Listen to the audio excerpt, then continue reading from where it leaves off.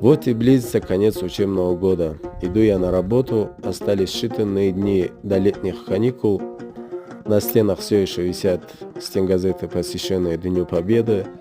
Сегодня нашу школу посетили имамы района и провели воспитательную беседу с учениками, за что им огромное спасибо. Ну а после работы пришел домой, вкусно пообедал и после обеда с отцом немного поработали. Жизнь в горах проходит совсем иначе, приходится все самим на спинах таскать. Сегодня я в роли рабочей лошадки.